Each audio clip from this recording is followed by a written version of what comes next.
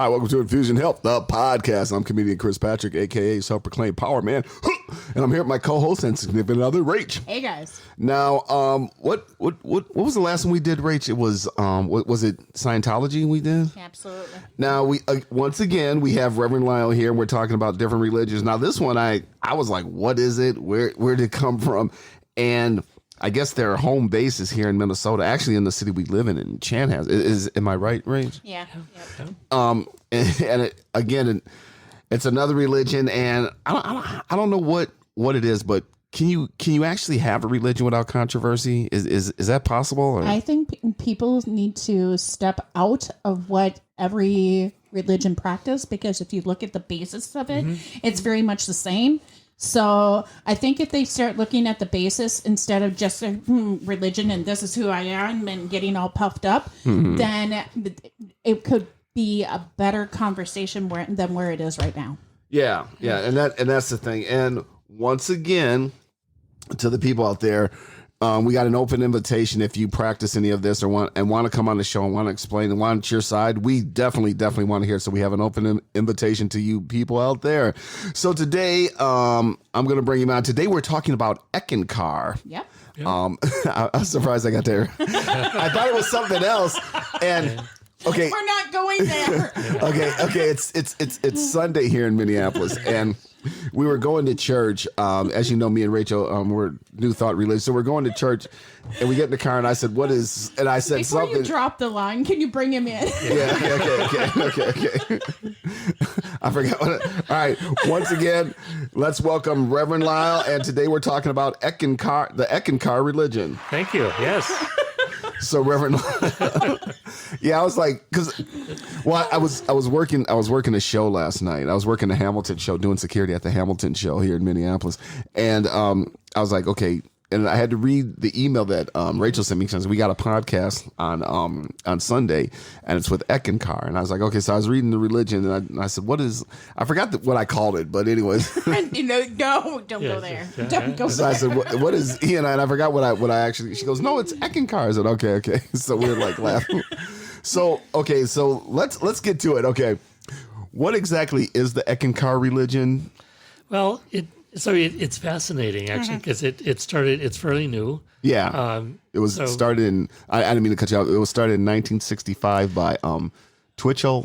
Paul Twitchell. Yeah. Paul Twitchell. Yeah. Yeah, and many, like Scientology in a way, it started actually in the 50s, right, with some Paul Twitchell's writings and ideas, and it grew from there. And so he officially started it in 1965. Okay. So he had an interesting background. Because he did spend a little bit of time with Scientology, and we talked about Scientology last week. Yeah, and then he left that, but then he joined this self-realization group, which it is a flourishing and practicing group here in the United States and other countries. But then he started to really form his own tradition, and he took some of the Eastern. Now this might sound very familiar. Some of the Eastern traditions. And also some of the Western science, and was putting that out there. So the idea is that there's this, it's monistic, meaning there's like one God or one essence or one energy. So he was trying to explore that more, and started writing and things like that. And then from there, and I have a hard time pronouncing the name of this book, but the Shariat Ki Sukmand is the major text of their tradition. The Shariat. The Shariat Ki Sukmand. Shariat Ki Sukmand. That sounds like Indian or something like Hindu or something like that. Yeah, actually, the Mahanta, which is the living master, which is what Sri Harold Klemp is here in Chanhassen. It's a lot of it has some Hindu vocabulary. So yeah. So quite interesting that way. So, but there's about 50,000 members throughout the globe, over 100 countries. Okay. So yeah. So actually, it's a smaller tradition, but it's over the whole globe. So that's quite impressive. So. But who knows what it'll be in 100 years? Other religions started small and grew big. Right. Yep. Jesus was himself preaching to a bunch of Jews before Christianity became Christianity. Yeah. Yep. So so it's been rather fascinating, and I've been to the temple here in Chanhassen, and there's a few things that some of our audience might consider that they've known about or wanted to explore or have explored. And some of those is like through dream interpretation. So they study dreams and very rich in symbols. So symbols, like the Catholic Church and other traditions, symbols have a lot of meaning. So the temple itself has a lot of symbology in it, and also numerology is really important in the Ek tradition as well. So as far as being I don't know what the eckacardian is, but being into that, so you go to the church.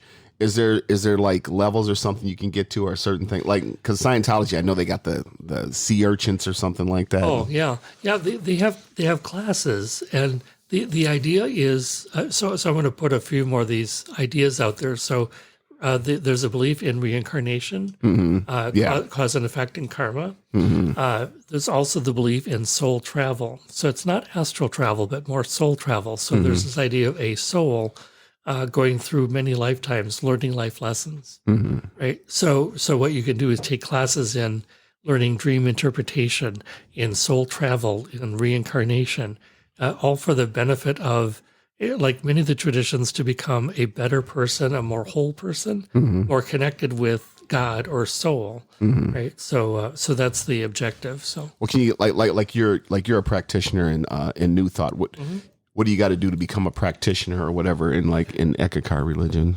Well, it's taking those classes and I did just practicing, and there's a spiritual practice of a commitment to spend time in meditation or prayer for 20 minutes every day. It is a requirement that they really try to stress. So to get that practice in, and it's no different than what I do. Well, it's like, because meditation every day, I mean, like some Buddhists, they meditate for like hours every day, you know? Yeah. So the symbol, the whole issue around numerology, dream interpretation, reincarnation, soul travel, things like that are really important in this tradition. And as I've done Reiki and Shiatsu and things like that from Eastern traditions, there's a lot of people that believe in reincarnation, and so you explore that and you work through these past lives and the healing of those. So, the idea here is that you're on this earth to figure out these life lessons and to figure out as many as you can or are able to. And each person you find in life has been sent here by, in a sense, an agreement between the two of you for you to work out these issues. And that's not always what I want to hear, right? I'm like, what in God's name are you doing in my life? And it's like, oh, okay, we had this agreement for them to come back and for us to work this through. So there's that potentiality in that. Well, I think Story on that. Hold on. My grandparents. My grandfather ended up passing away for the negligence of a doctor. And back in the day, you didn't switch your doctor. So my grandma had the same doctor, and she ended up passing away because of his negligence. I had the same doctor when I had Denzel, and until I had the girls, I kept on having these like crippling cramps every once in a while, just like balled up, crying pain, until I had the girls, and that was through a different doctor. My point is that when the kids would get sick, he left his practice, but he stayed on call. Oh, yeah. And at that time, we were living in a very small town, so it's not like you can say, I don't want that doctor, give me a different doctor. And he kept on coming into my life when the kids were getting sick. And instead of saying, I hate this doctor, what, blah, blah, blah, right. It reminds me of that philosophy. What do I have to learn from you Right. Yeah. to move on away from you? Yeah. And I thought of this, it's we talked last time about Scientology and that idea of quote being clear, unquote. And I thought, well, this is very similar, but in a different way. Self-realization, either through New Age or New Thought or everyday Christianity, the same kind of principle. So the idea of becoming more centered in God, more clear, in your role and in your life journey. So I found that similarity with a lot of these other traditions. So. Well, one of the things I found out when I was doing the research on this, because I had to look like Eckanbar, what is this? But anyways, they said that some of the things that are wrong with it is that they've taken like some of the meditations, or they said they can be found in like Buddhist meditations and something. But I'm like, well, that's kind of like everything, you know. I mean, even in New Thought, we're taught to meditate, but Buddhists also meditate. Yeah. There's other religions out there that we have covered on that, you know, it's more of a meditation. It's one with nature. So to be going after somebody because they meditate, which is very similar to yours. Well, it's not the meditation. The meditations that they supposedly have that you're supposed to do, or they say were taken from like Asian meditations or something like that. But also too, in the Asian, in Buddhism, I think like if you are a bad person on earth, when you die, you have to do something. You have to do good by the ancestors to get to you know, a better higher place. And some Buddhist religions believe in that. Mm-hmm. Yeah, and so you can see some of the influence of the Eastern religions in Eckanbar. Yeah. But also it's been westernized to help. So it's not just like an Eastern religion or philosophy. It's really a Western religion with some of the Eastern traditions or rituals, right? In it, much like a lot of other Christian or other denominations in the U.S. So, so I was going to explain Sri Harold Kemp. By the way, he's also on Minneapolis Community Network, Channel 6. Sri Harold Kemp. Sri Harold Kemp, okay. Yeah. So he's one of the Mahantas, and the Mahanta is like a leader, one that kind of leads people to this experience. And I forget the year that but it was like in 82 or something like that he became the Ek Master here in the movement. So with all of that, there are classes in reincarnation, in dream interpretation, in soul travel, in symbology and numerology, things like that. So even colors. And I find that an interesting thing because in the early Christian tradition, the Catholic Church, and I growing up Catholic, you look at the stained glass windows and there were symbols in the stained glass windows and colors, and those meant things. So the color green or red or blue or white. Right. Meant things. Well, even pastors wearing a certain color robe during a certain time means something. Yeah. So there's some of the similarities I saw with the church, the Christian church itself. So that's what they would study in becoming a practitioner of Ek. So yeah, and so the song they sing Hugh, Hugh, and that's considered to be the song of God. So and the time that I went, we all chanted Hugh for a few minutes, and it brought me back to my being a born-again Christian, singing a song and experiencing that sense of Holy Spirit, right? So that's what it reminded me of.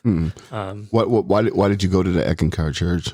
Well, I have a friend that attends, and I was curious. Okay.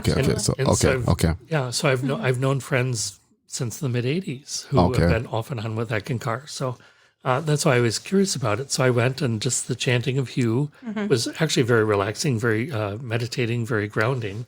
So yeah, so that's like the voice of God in Hugh. That's the name of God in that song. And what before you go on, what does Eckanbar mean? It means something, child of God or person of God or something like that. Well, so I was just trying to find that in my notes here. I knew you were going to ask that question. So Eckanbar is the co-worker with God, or the Sukman, who's neither male or female. Yeah. So again, like with New Thought, God, as we understand God, is not male or female. It is both. So so there's a similarity with that too with New Thought. So yeah. So yeah, it's the Ek current over the centuries. It's been given many names: the Holy Spirit, Holy Ghost, Logos, the Word, Divine Spirit, the Bani, and the Vadan, and a few of these names. Eckists are also known to refer to Eck as the audible life stream. Mm-hmm. And I found that very interesting. So, like I said, so to get into this religion, you just start going to the church and doing and what's the book they go? Because we go from the book, The Science of Mind, New Thought. What book do they go through? it's Is that? I can't pronounce. Yeah. I don't want to make something. it's the Shariat Ki Sukman. So it's SHARIYATKI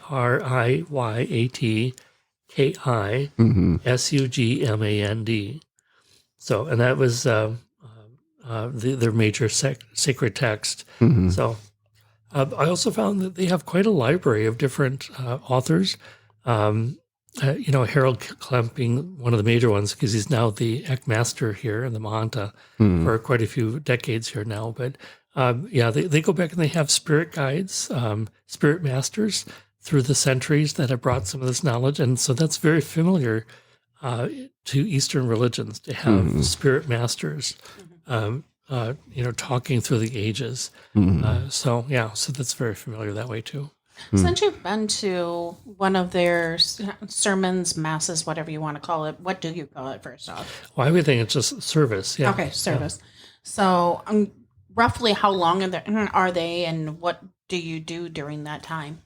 Well, it's about an hour. And so if I remember correctly, it's the first Sundays of the month they have people can attend because they also have services, but they also have like classes with those.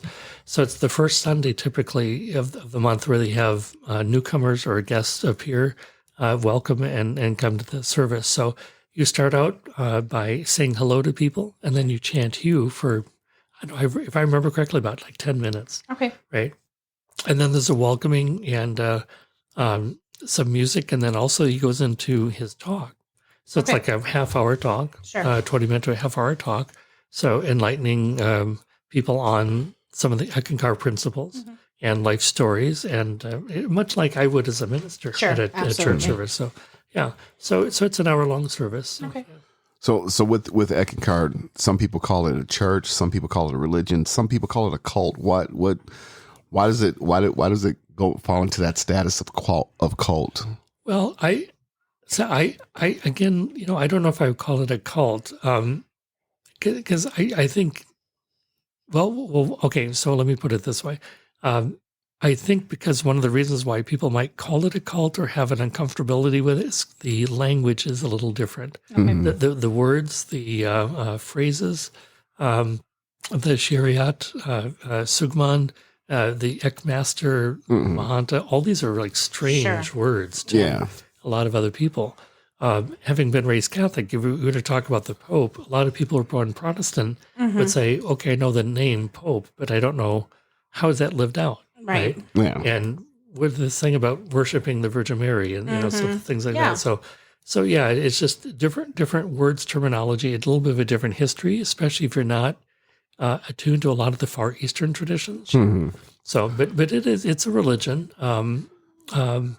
And it's a temple is the building. So I don't know if it'd be called technically church, but the Temple of Eck. Okay. Well, that's the thing too, because when you have like, Christianity or Catholicism and all that, and I got friends who all different religions, and they asked me about New Thought, and I said, well, this is what New Thought's about, blah blah. They're like, Chris, you're in a cult. It's like, and whatever's not lack of education. Yeah, whatever's not there. Damped cult. Yeah, there's like, oh, you're in a cult. You're in a cult. I'm like, oh, first of all, not to offend anybody, but first of all, we don't go around drinking Kool-Aid. We don't, I'm not moving to Guyana with it, or anything like that. Is that this is what we're about. We recognize all religions. This is what my religion is. Like, well, that's a cult. It's like, well, how's the Catholic Church not a cult? It's just it could. I mean, if you really look at it, you can go, okay, it's just a bigger cult. It just has more money. Yeah, and really, it's. And I think because of that idea of the language is foreign, a lot of it's Eastern, right? So there's this kind of misinterpretation or fear of some of the Eastern words and concepts and so on.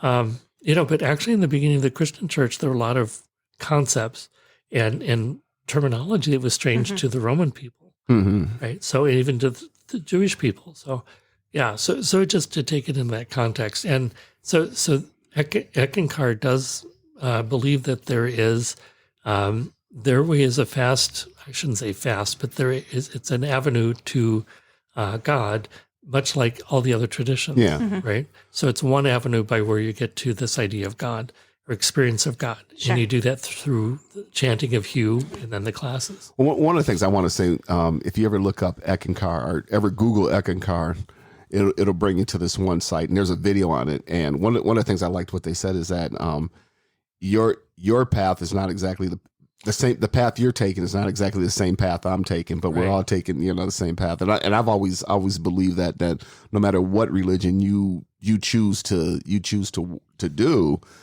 it's all going to lead to the one, and if you choose this path, you choose that path or whatever, I've had some Christians and stuff like that. You're crazy. I'm like, well, hey, everybody chooses what they want to choose. Like some people say like, well, I like Scientology because it works for you. Go for it. One whole thing is you have to stamp out the word cult. And look at what people are doing in each religion. Well, if you're not doing the kind thing towards people, no matter where they are, no matter what color they are, which shape they are, what age they are, then you're not doing the right thing. If you're making somebody else's life a little bit harder, then you're not trying to educate yourself on what's going on with that person.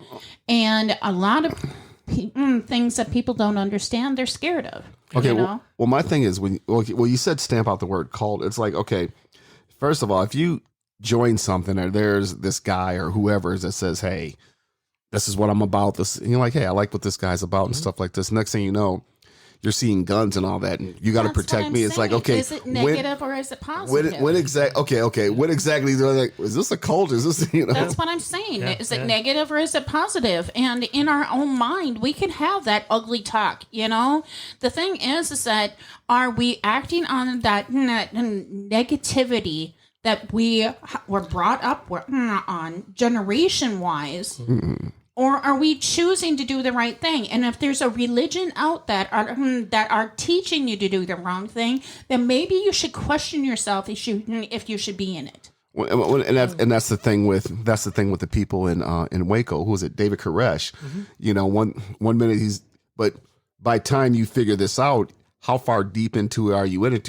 Wait a minute, this is and that's kind of what happens if you ever watch like the Scientology show with Leah Remini. It's like, okay, I can't talk to my family because they're not here. I can't do this. It's like, I don't think this is right for me. I got to get out, So one thing I was going to say, going back to Eckankar, is that they believe that there's a soul that lives through many different lifetimes. The soul's eternal. And it's individually focused, right? Your own journey to this experience of God.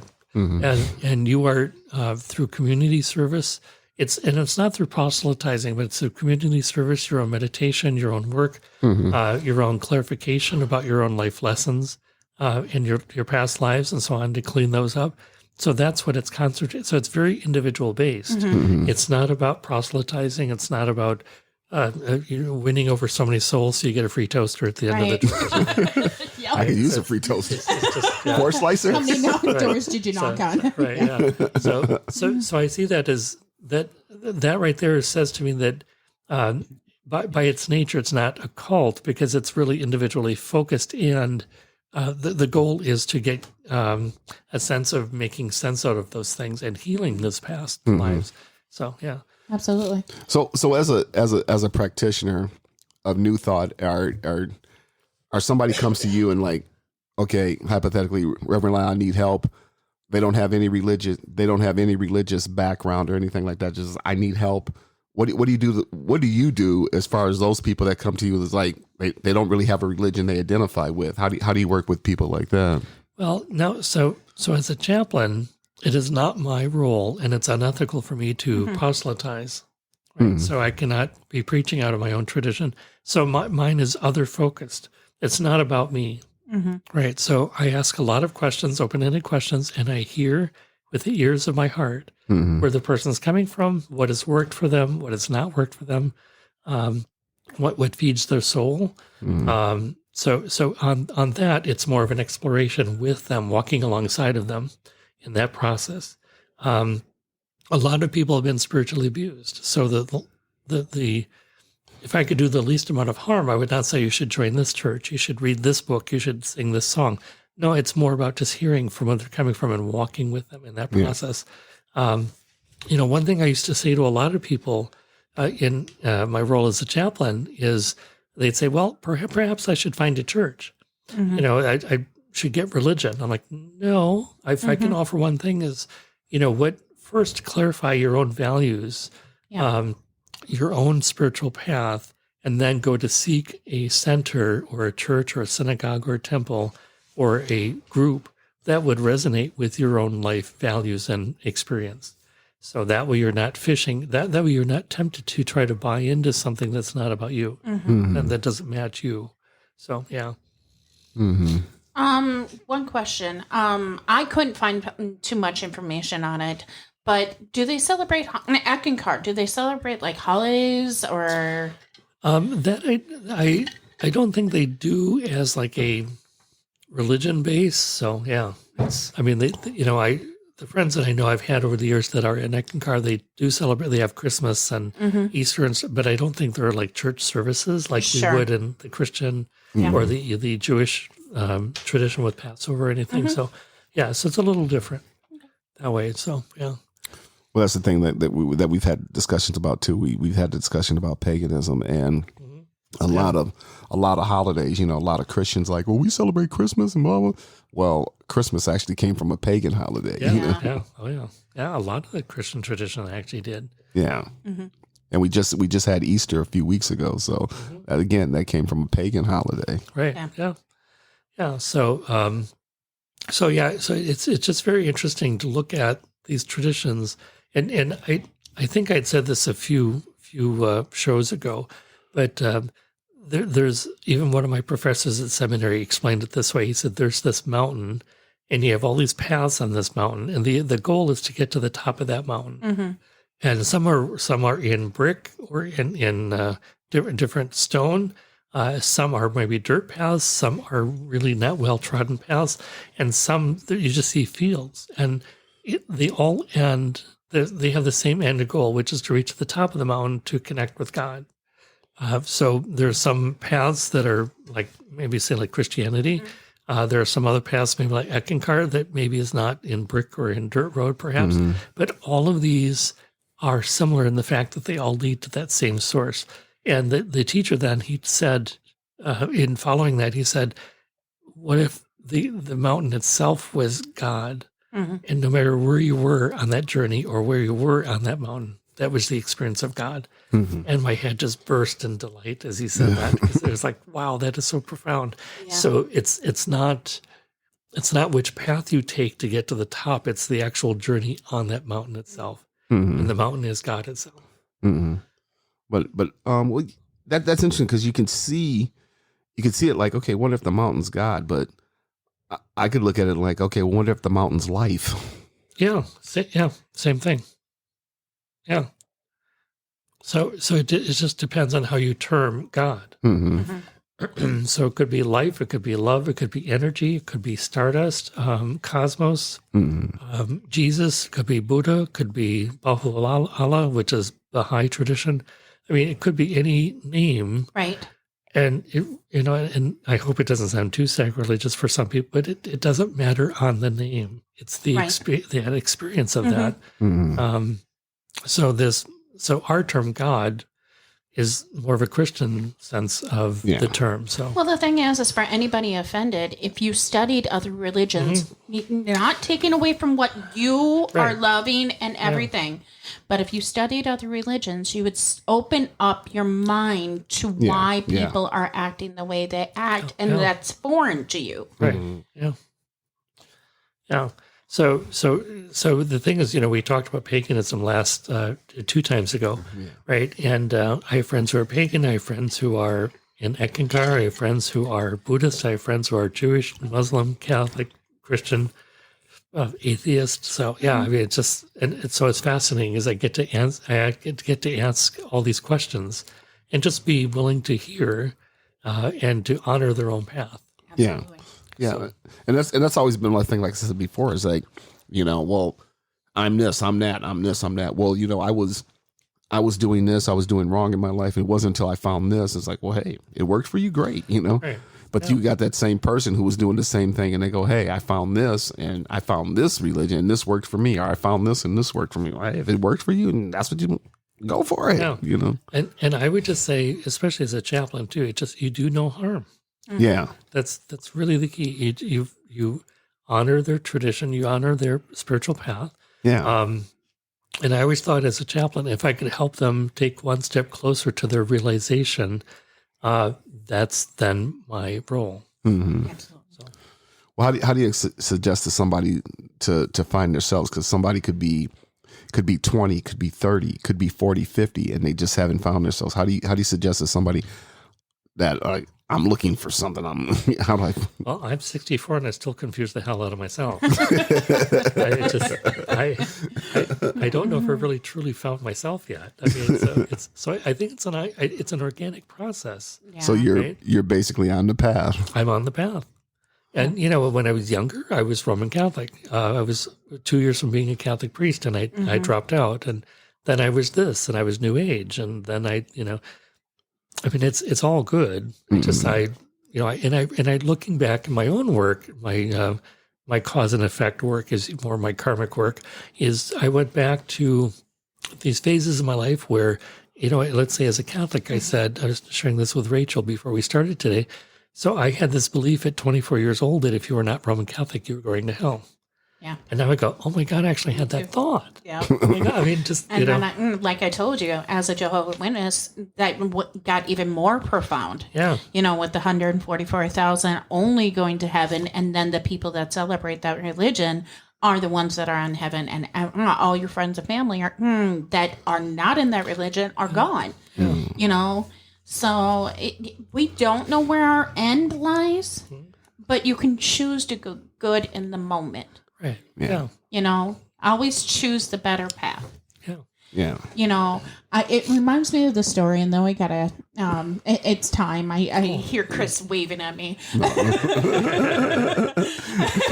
Well, that's the problem when we do these talks. Is okay. We try to keep a 30-minute show, but sometimes we get. We always know when it's a good show, because whenever we get into this show and we ever start doing the show, we start doing it. Then we start talking. They look down at the clock like, oh my God! But Yeah. So with this little story, I get packages for Amazon.